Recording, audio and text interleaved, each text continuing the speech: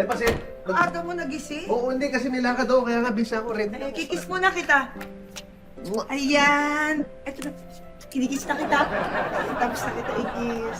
Okay. Maupo ka. Ayan, sige. Pinagtimpla kita ng kape. Kape?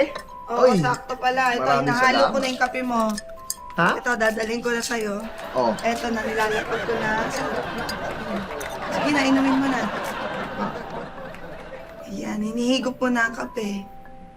Masarap na ang kape. Sandali nga. Bakit lahat ng ginagawa, sinasabi mo?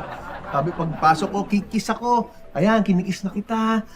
Magtitimpla ako ng kape. Sinasabi mo. Lahat sinasabi mo. Bakit kailangan sinasabi mo lahat? Ginagawa ko naman. Ano ba, nakalimutan mo ba? Nasa TV tayo. Oh. Di ba? Oo. Oo, nakalimutan ko. Pero ano ngayon? Kasi dati, pinapanood ng mga viewers yung mga palabas sa TV. Ngayon hindi na. Marami na silang ginagawa, masyado na silang busy sa buhay. Madalas pa nga habang nanonood yan TV, nagsa-cellphone pa yan eh. Kasabay eh. So hindi talaga sila nanonood. Sila nakatingin. Kumbaga nakikinig na lang sila.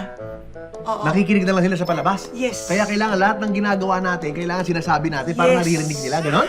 Yes. In the service of the televiewers. Ano? Kaya nga, ito, halimbawa, ito na, wawalis ako. Sige. Sinubukan ko ng walis. Nagwawalis ako ngayon. Ginagalingan ko ang pagwawalis. Minsan, pupapasayan pa ako habang nagwawalis. Ayan, dinadakot ko na. na-entertain ba? Di ba? Oo, galing. Dinadakot ko na Alam- ang aking mga winalis. Alam ko. Sige. Ako rin ha. Kukunin ko na yung kape. Ilalagay ko na sa my kitchen. Kasi, tutulungan na kitang mag-ayos ng lamesa. At ito na, kukunin ko na yung mga plato. At ayan, nilalagay ko na nga yung mga plato sa mesa. Ayan. Isa, dalawa. Dalawa lang. Oo, dalawa na tayo. Pasensya ka na. Ayan, ganun. Dapat ang ginagawa ko. Ganon. Parang alam nila yung ginagawa natin. Yes, diba? Ganun sinasabi. Okay. Alam mo, ikaw, tuwa ako hindi naman kasali yung tutulungan mo. Ay, Sweet mo talaga. syempre.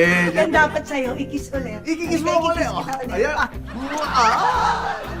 Grabe, no? Alam mo, sayang, ano? Sayang, hindi nyo nakikita yung ginagawa namin, ano? So, kung nakatingin lang sana sila, nakikita nila kung paano mo ako i-kiss, di ba? Kaso puro sila pakikita. Asa ba si Inday? Ay, si Inday nasa labas, nagdidilig ng halaman, pero patapos na rin yun. Para matulungan naman yun tayo sa mga ginagawa natin dito. Si Ayan. Inday ate! Ayan. Pasok na ako sa pintuan ng bahay. Kaya Inday. Ayan, at eto ate, ako na maghahanda ng lamesa. Salamat, Inday.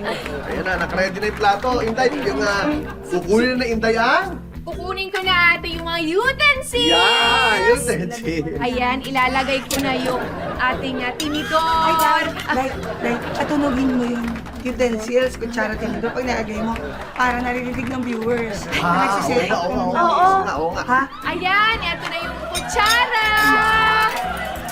Yung tinidor, pati yung ating spoon. Ayan. Naririnig ng viewers, kasi di sila nakatingin. Tama ka talaga, ate.